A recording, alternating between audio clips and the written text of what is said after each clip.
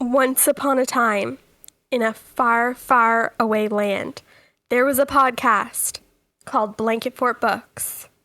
And in episode 13, they discussed fairy tales. Hello, I'm Whitney. And I don't know why I'm doing this in like a scary story voice, but it feels fitting. I'm Rachel, and I'm a lot less scary than Whitney is right now. I'm Gabe, and I'm floating on a cloud. We are about to tell you some stories.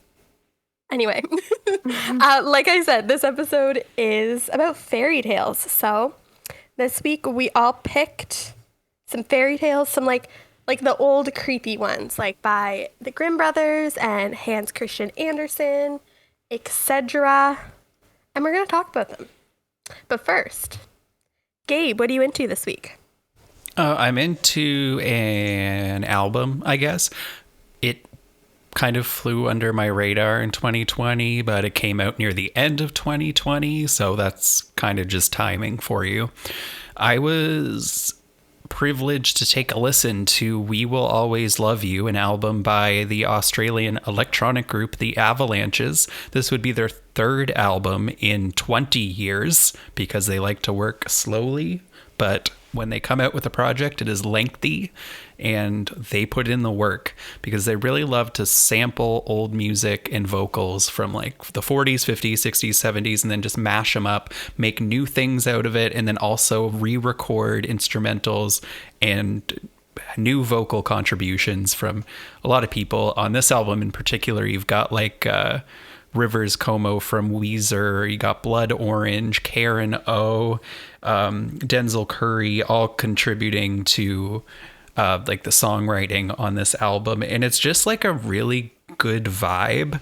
It's kind of long, but I really do think it's something to put on in the background and just kind of like savor, because it's really chill.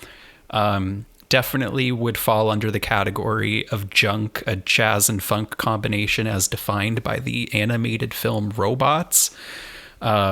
Definitely recommend. Not for everybody, probably. It's a very slow burn. It takes a while to get started, but deep into it, it's really fun and kind of beautiful in a strange way. So I highly recommend, if you thought anything I said was interesting or like any of those artists I mentioned, definitely take a listen.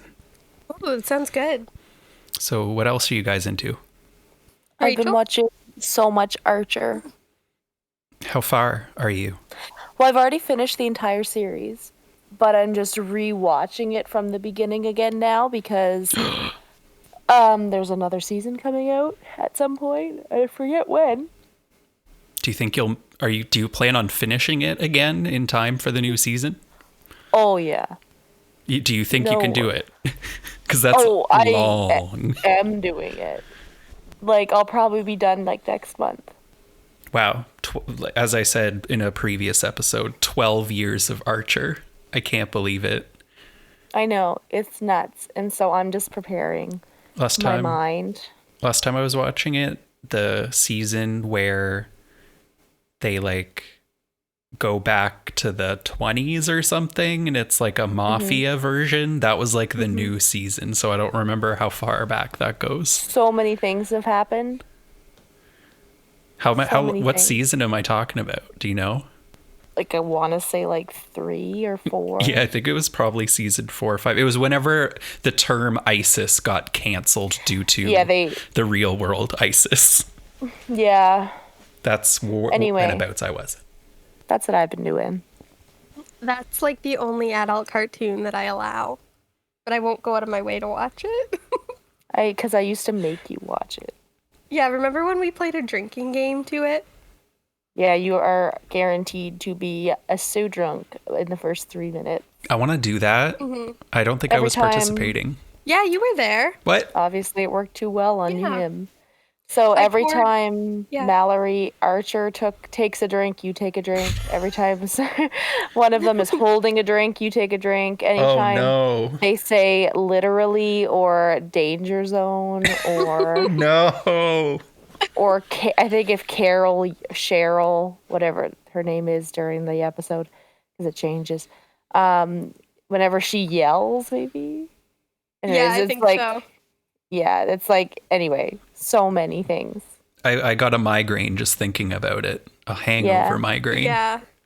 I remember I poured Jameson into an old plastic water bottle to transport it to your house, and it tasted like ass. Oh, I don't know what remember happened that. to it. Drinking whiskey out of plastic doesn't. Oh my god! Like my stomach is turning, and it might have something to do with the carbonated drink that I'm drinking. But yeah, that was also the phase of my life where I drank apple Crown Royal like juice. I remember. Oh, anyway. now that my brain is melted, what are you into, Whitney? I'm going to talk about a movie that I rewatched because the other night I had an Amy Adams marathon and it was great. She's my favorite actress. I love her. And I rewatched Nocturnal Animals. Oh, I love that which is movie. One of my faves. And it was just so good. But also I realized this time watching, it's literally just pro-life propaganda. It is. Like, it totally so much, is. So much. It doesn't take away from the movie for me, but the whole time I was like, this is so, like, anti-abortion. I didn't feel it anti-abortion. I felt like it was anti not being involved in a discussion that she never had. No, I totally agree, but also pro-life. Let women make decisions about their own body on their own, because yeah, I agree. They are the only ones whose opinion matters when it comes to things going on inside their body. That's my opinion, and that's why Nocturnal Animals doesn't hit me in the way that it's intended. No, I agree. I totally agree, because he was a little dramatic. He wrote a whole dramatic book as revenge. How she betrayed him by going behind his back and doing that. And I'm like, it was bro. like, I can understand he's a little upset because it was kind of like a class thing. And apparently he wasn't good enough for her. And that's kind of why he was mad. But like, yeah. And like the fact that she left him for like another man, like a rich man who was like in her class. Like, well, I understand. It's the fact that she left him and had kids with another man. Like, why wasn't his baby good enough? Kind of a thing. I get that. But still, her choice. But no, I do understand. But yeah, that is one of my faves. It's really, really good. It's really disturbing. Aaron Taylor Johnson is very, very scary in it. Especially the scene where he has a working toilet on his deck. Oh my gosh, that's like one of the first things I think about when I think about that movie. I know, it's such a small part, but I'm like, also, why? That's like one of the most recent movies with just an amazing, flawless atmosphere that I can think of. Like, you can't really beat it. Yeah, and the score is really good, and it adds so much to the movie, I think. The driving, oh my god. Oh, yes. Anyway, yeah. Yeah, so let us get into the bulk of the episode. Who wants to go first with one of their fairy tales? I just have a quick I'll jump in with one of mine. Okay. Robin Hood, little red. Because I've just seen this one redone in so many different ways, and like, I don't know, like from like books when I was a kid to, wasn't there like a weird cartoon remake movie, Gabe, that we watched? Oh, I got excited, because are you talking about Hoodwinked? I am, yeah. I love Hoodwinked. That movie is a classic. I totally forget everything about it. Oh my god, it's so good. It had something to do with Little Red. I remember it thoroughly. Isn't it a great movie? Do you agree? 10 out of 10. It was kind of ridiculous. Now that I think back, I feel like I need to watch it again while under the influence of substances, and it would probably be killer. Yeah. But yeah, so I mean, to be honest, I feel like all the stories I read about Little Red did not change throughout the years that much. I mean, the only difference is that in the Grimm's Brothers version, they are taking wine and cake to their sick old grandmother instead of like cookies. There's some alcohol that a young child transported, but that, whatever. And then she goes and the whole wolf thing, and that the wolf is her grandma and blah, blah, blah. And then eventually the only thing that was a little more gross is that eventually they hear, like, this guy walks by, the wolf snoring after he consumes the grandmother and Red Riding Hood. And he's like, whoa, I think you ate those people, because why aren't they here? And then while he's asleep, they cut his stomach open. Ooh. And then they're still alive. So Little Red jumps out, and her grandmother's like struggling to breathe, but comes out okay. And then they fill his stomach with heavy rocks and sew him back up. Still, he doesn't wake up. And so when he gets up, so in case he was going to be too mad, now he's too heavy to run. Wow, I actually didn't know it originally went in that direction. Yeah. So, I mean, like, no one died. It was just weird. Oh, that is so funny. Yeah. Still don't know how these stories were for kids. But Wait, I mean, at the same time, I know. kids used to be more intense. Does anything happen after that? I thought there was more. No, like, that was, like, it. The audiobook for this one was, like, 12 minutes.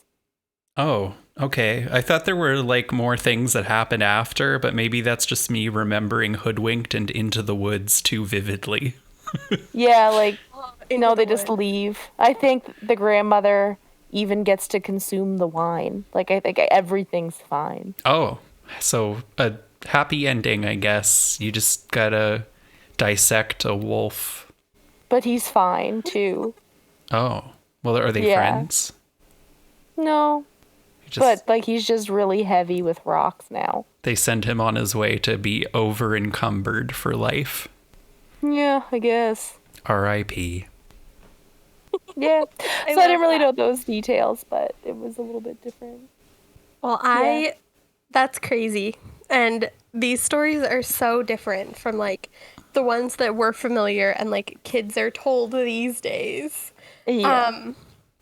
I will go into my quick one. I have a kind of quick one and then a longer one.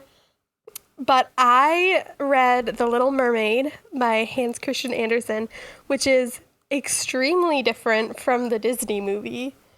And she does not have a daughter named Melody, unfortunately, because that's my favorite installment. Little Mermaid 2 is better than the first one. All sequels are always better with Disney. I made Gabe watch it, and I don't think he liked it, but it's okay. That was a movie about bad parenting, if I'm not mistaken.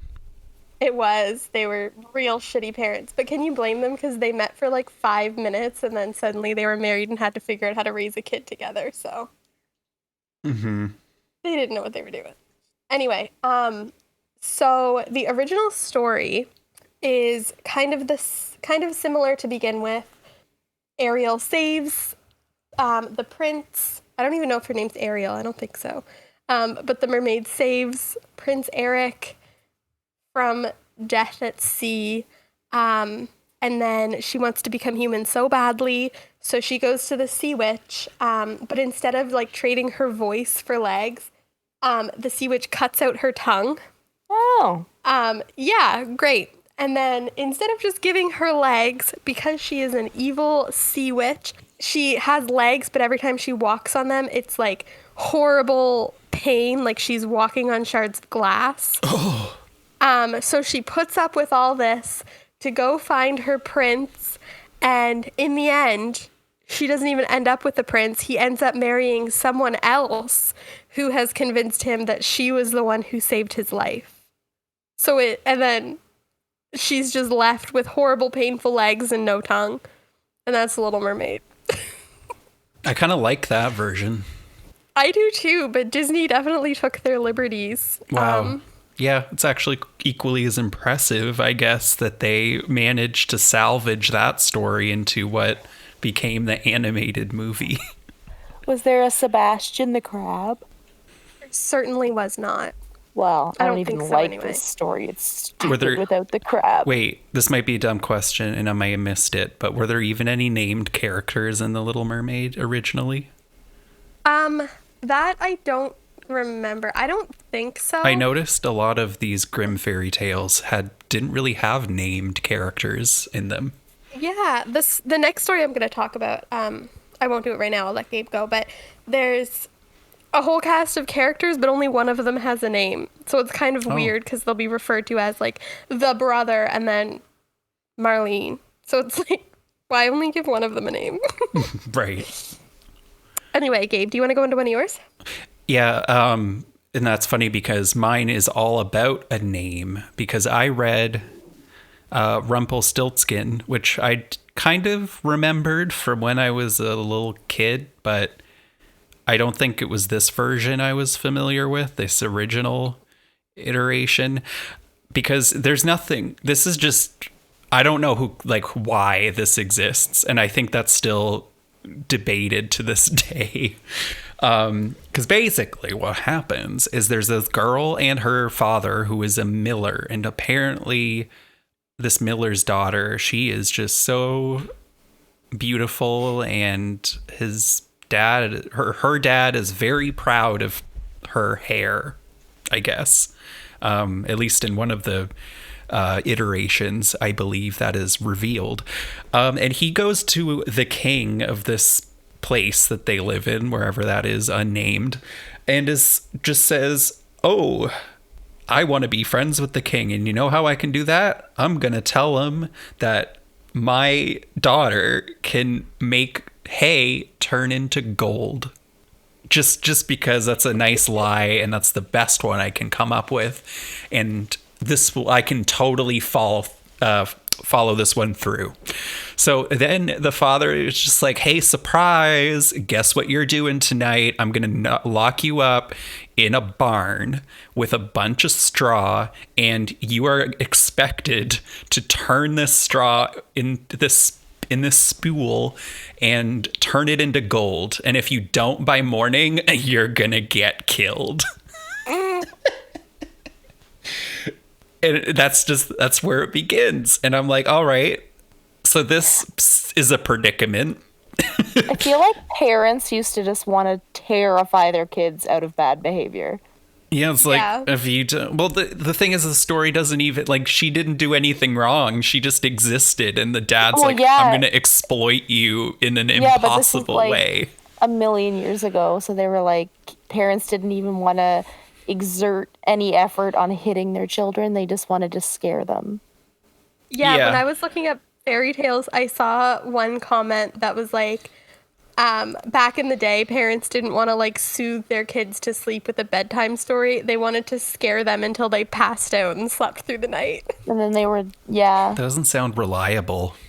I know, but with these stories, like, I would have been scared. Just imagine the fear that you could hold over a kid by being like, "Look, this girl just had nice hair, like you, and then I threatened to kill them." Right. So distrust in your parents, that's a great thing to reinforce. No, you have to be the ultimate servant to your parents so you don't get locked in a barn. Oh my gosh. Anyway, carry on. Yeah, so so she's just chilling, like the original version's literally like the hours passed locked in this barn, and she just uncontrollably sobbed in misery, and I'm like, well, yeah, because you're about to die because you're given this impossible nightmare of a task. And then this little dude shows up who's like a goblin or something, and he's like, "Hey, I can help you with this." And then she's like, "Oh, sweet." And he's like, "But you have to give me something in return." And she's like, "Okay." And she offers him her necklace. And then they go ahead and actually fulfill the request together. And the dad's like, "Whoa, I can't believe it." And then he tells the king about it. He's like, "Oh, she made so much more. Like, you won't believe." And then he's like, "Oh, okay. Well, introduce me to her, please." And then she is tasked to make even more straw turn into gold for this king. And with the help of the unnamed, at this point, Rumpelstiltskin, she manages to put more together. And the king's like, "You know what?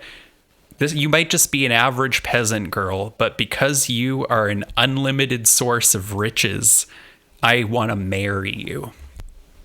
And then Rumpelstiltskin shows up as the time passes again. He's the goblin, right? Yeah, he's a little goblin, and he's been gone for a bit. And she has a baby with the king. And then Rumpelstiltskin's like, oh, by the way, give me your baby.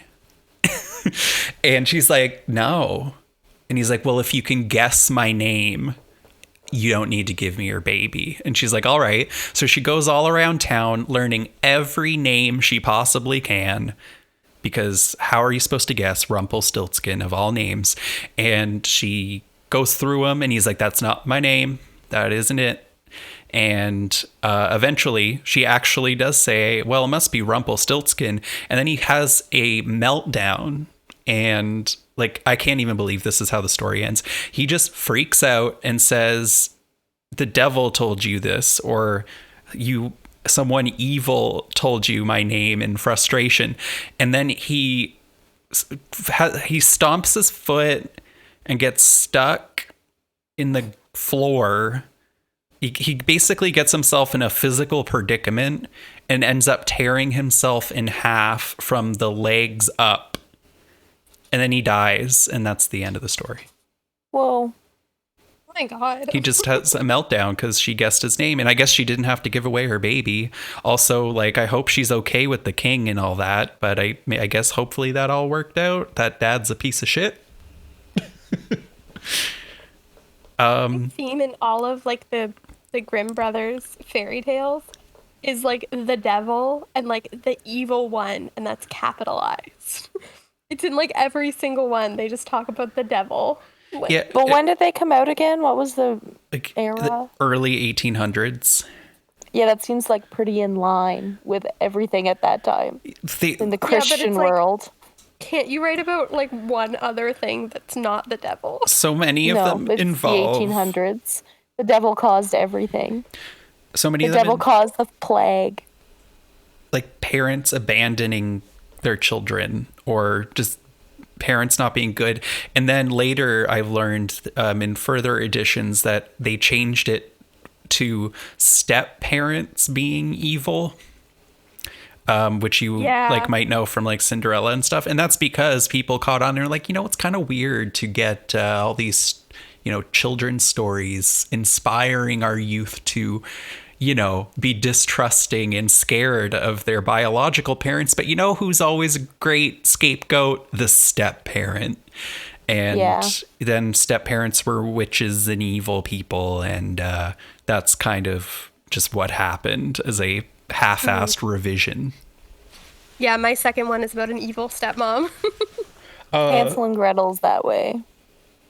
Yeah, but it's the stepmom that insists on leaving them in the woods. And that one I did confirm was actually the biological parent, that biological mother that abandoned the kids. Okay. Yeah, not a step parent. That was so changed. I must have been reading a revised. Oh yeah, it's you kind of have to dig just a little bit to get the originals, because the ones published nowadays, I think, went through at least 2 or 3 revisions over the following 100 years. One interesting thing I found while looking into Rumpelstiltskin is kind of a way that folklore is categorized by I guess people that study that. Folkloristics is what it's called.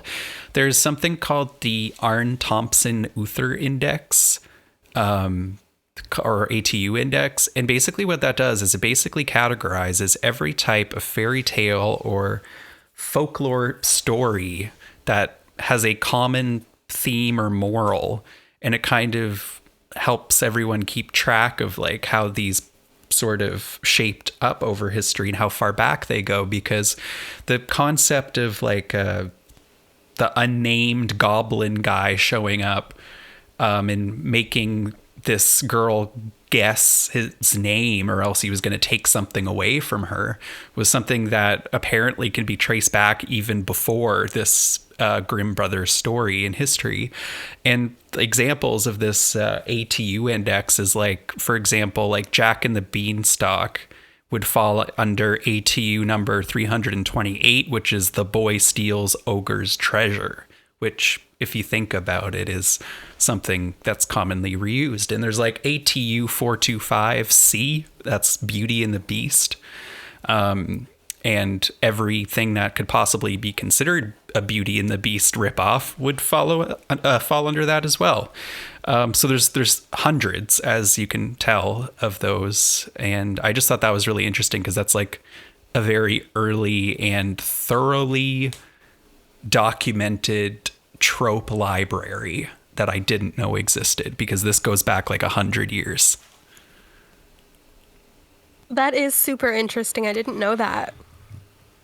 Yeah, I did just a little bit of research. There's a guy on YouTube that actually goes over a lot of the messed up origins of fairy tales and folklore, called John Solo. And if you want to check out, if you're into this sort of thing, he goes over like pretty much all of them. And I would say some of the knowledge I gained, I would say he contributed to watching his videos. I will make sure that I link him in the description, and if I don't, you can call me out. Yep, sounds good. Awesome. Rachel, do you have another one? Yeah, so the other one that I went over was Rapunzel, which I think Gabe said he kind of might have done a little too. Yeah, it's kind of like it's weird. So basically, in what I'm not sure might not have been the original now, maybe this one was revised too, but there's these parents who have a baby, but they want this l'enfant, but they want this rampion, which is growing in their neighbor's garden, which I looked up. It's pretty. It's like a purple flower, but you can eat it. And the mom is like, she just stares at it out her window and like looks at her husband and she's like, I want that so bad to eat right now. And if I don't, I'm gonna die. and her husband's like, oh crap. Okay. So then he goes and he steals some and then she eats it and she's like, thanks. And the next day she's like, I need like twice as much today or I'm gonna die. And then he's like, well, crap. So he goes out again. And then there's a wicked witch who lives there. And she's like, why? What are you doing? This is my rampion. And he's like, oh, my wife said she's going to die if I don't give her some. And she's like, the witch is like, yeah, okay. But like, I want your daughter. And they're like, okay. My wife's going to die if we don't do this. Let's give up children again. Sounds good. So she takes Rapunzel and she's super protective of her and puts her in like a weird tower situation and locks her in there. And once a day orders her to throw down her hair so the witch can like climb up it and then just hang out. But she's mean. But they just hang out. And this like, Rapunzel, like, accepts this as being, like, her mother, so listens to everything that she says. And then she's, like, alone for the majority of her day. So she sings a lot, and she was singing, and while a prince was wandering by, he was like, whoa, that sounds nice. And then sees her, and he's like, well, how will I ever get up there? And then he sees the witch be like, Rapunzel, throw it on your hair, and climbs up. He's like, oh, lit. I guess I'll just do the same. And he does, and he gets up there, and she gets pergannernant, and he's like, marry me, and she's like, okay. And then her stepmother, just witch captive person, finds out and then goes up to see Rapunzel and is like, you have betrayed me and dishonored me. And he cuts her hair off and banishes her to like a freaking desert, but then keeps the hair and then throws the hair down next time the prince comes. And then he comes up and he's like, whoa, you're a witch. And she's like, yeah, and you suck for, like, getting up on my daughter, and pushes him out a window, and he falls into a bunch of thorns, and it blinds him because he got thorns in the eye. So then he wanders around for years, unable to see, trying to find his princess, until eventually he stumbles across them in a weird desert situation. And he doesn't know because he's blind, but then she gets so excited and sees him and kisses him, and then he cries, and then he can see again. Oh my goodness. And then they live happily ever after. All I can think about right now is the amazing scene in Into the Woods when Meryl Streep is like, who out there could love you more than I? Stay with me. Whoa. Incredible. That's like that just gets me. Like, I think about that all the time on a weekly basis, because that's just a great Meryl Streep moment, a good Rachel moment. Thank you for that performance. I've actually never seen that movie, but I thought we watched it. It's so good. Maybe we didn't. Not me. Highly recommend it after this conversation, because it's just bellissimo, and that story is in it. I illegally snuck into that movie in the theaters. How do you? And the Imitation Game, but I don't feel too bad about that one. Yeah. Free double feature. Yeah, I did pay for one movie, but I ended up staying for 3. I feel like Rapunzel, is that about addiction and how it will make you lose your children? Because I feel like that is what I interpreted from that story. I mean, yeah, don't eat too much Rampion. Things you'll do for drugs, you'll give up your kids. The Enchantress is just a dealer, and they're stealing from her garden. It's true, but it starts out with her just looking at it like, I really need that or I'm going to die. But at that point, she had never had it before. I don't know, maybe she went to the club and she saw some people in the bathroom doing some lines, and she's just thought about it but didn't want to ask. People who are addicts are born with like that in their brain, so I feel like even if she's never had it, she's like, I know that I need it and I want it.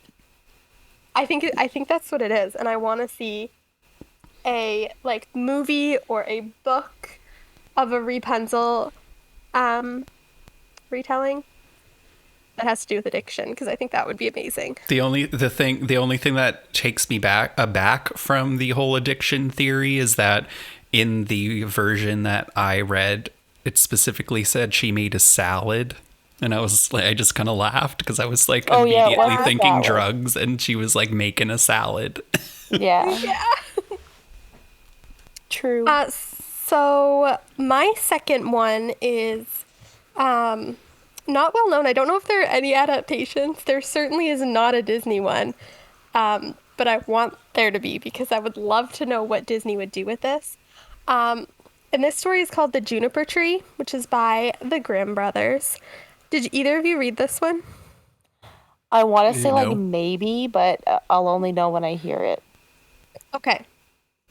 So this is about a couple who wanted a kid like really, really badly, and they had a big old juniper tree in their yard. So every day the woman would go outside and she would pray in front of this juniper tree. And then one day she accidentally cut herself and she bled on the snow. And then she prayed for a child that was as red as blood and as white as snow. And I really don't understand what that means, because what part of the child is red and what part of the child is white? I don't want to think about that. Like, why do you want a red child? Anyway, that really confused me because I was trying to picture it. I couldn't. So then she like got this feeling and she just knew it was going to happen. And then months go by and every day she's like out by the juniper tree. And then it happens and she gets her child. And when she sees her son, she's so happy that she dies on the spot. Her husband is really upset and then goes and buries her under the tree. And then eventually he remarries, and him and his new wife have a daughter named Marlene, the only character that's named. So his new wife loves their daughter, but hates his son. And there's this really weird thing with an apple where Marlene comes up to her mom and is like, Mom, can I have an apple? And she's like, oh, of course, my beloved daughter. And then Marlene's like, well, what about my brother? Can he have an apple? And then this like pisses the mom off so bad and is like, you don't get an apple until your brother gets an apple. And then she puts them back in this like big chest where they keep the apples. I don't know why it's a chest. And then the son wasn't home, but then when he comes home, she like convinces him to eat an apple. Like it's not even like he wants one. She's like, you want an apple, go get an apple. So then she opens the chest and he sticks his head in to reach in to grab an apple. And then while he's in there, she slams it shut and it decapitates him. Whoa. Yeah. So then after that, this is also like, this whole story says that like the evil one was forcing her to do this. The evil one was taking over. Then she got scared. So what she did was she propped him up on a chair and tied his head back on with a white scarf. And then put the apple in his hand. So then the sister doesn't see any of this. And then she comes and she's like, hey, you got an apple. Can I have your apple? And he doesn't answer. So she goes to her mom and she's like, hey, my bro's not answering me. And the mom's like, well, go ask him another question. And then if he doesn't answer, I want you to smack him upside the head. So she does. Oh my gosh. She's like, hey, I want your apple. And he doesn't answer, obviously, because he's dead. So she smacks him upside the head and his head flies off. And then she's like, oh my God, I just decapitated my brother. And she goes to her mom and her mom's like, oh my God, what have you done? And just like blames her. Is this hereditary? I think it might be. And then the logical thing to do from here is her mom's like, well, nobody can know. So what we're going to do is we're going to cook him into a stew. So why the stew? Why? Gross. I don't know. So they do. And then the story makes it clear that the daughter was crying so much that the stew didn't need any salt because her tears made it salty enough. Whoa. So then the dad comes home and he's like, where's my son? And the mom's just like, oh, he went to go live with a distant aunt. And the dad's like, all right, and then has some stew. And then the stew is so delicious that he's like, this is all mine. None of you can have any. So he eats the whole pot of stew. And the whole time he's like taking the bones and he's cleaning them off and then he's throwing them under the table. And then afterwards, Marlene takes all the bones, wraps them up in a scarf, and then goes and puts them in front of the juniper tree. And then this weird thing happens and a bird flies out of the tree. And the bird starts singing a song. And the song is, my mother, she killed me. My father, he ate me. My sister Marlene gathered all my bones, tied them in a silken scarf, laid them beneath the juniper tree. Tweet, tweet, what a beautiful bird am I. What?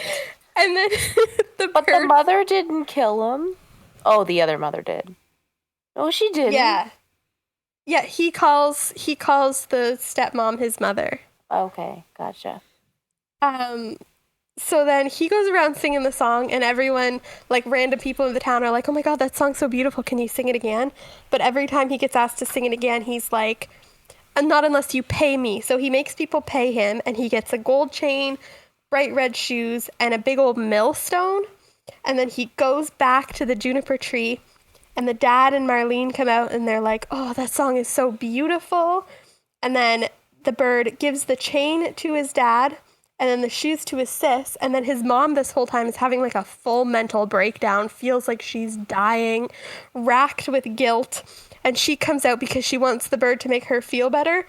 And when she comes out, the bird throws the millstone at her and crushes her to death. And then the boy came back to life, and him and his sister and his dad went back inside and ate dinner, and everyone was happy. Whoa. And that is the fairy tale.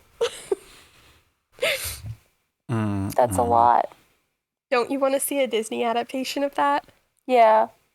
Not a Disney adaptation, but Tim Burton. A scary version.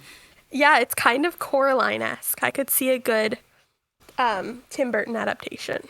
Yeah. Friggin' Grimm Brother. Like, who are these guys and why were they so weird? I don't know if they necessarily like wrote all of these themselves. I'm pretty They did. It was 2 of them, wasn't it? I think there's 3. I thought they collected these various ideas and then kind of worked on them over the years and then put them in this book. Well, why would they do that? They're weird. I don't know. Their names are like Timothy and Chad or something. Definitely. I feel like it was particularly innovative at the time to make short stories such as these to be purchased and shared rather than just word of mouth, because they needed to solidify them somehow. Yeah. Do you have another one, Gabe?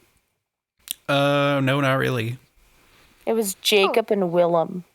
I was so close. Were they German? Yeah, Wilhelm. Yes. Yeah. Jakob. Wilhelm Grimm. Wilhelm. It's very phlegmy. Well, if those are all the stories that we have, I will go into my question. And it is very fitting that Mr. Marbles came to lay on my lap.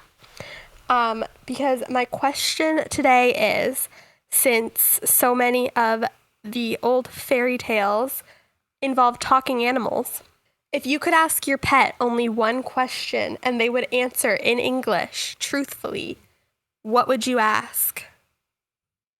I would ask a loaded question like, what do you think of throughout the run of a day? That's an interesting question. I would love to know what my cats think. I have a burning question for my cat that I think is the most important, that would help me just be at peace. And what is it? Because he seems to be a fussy baby and he screams a lot. So I would just ask him this: do I feed you enough food?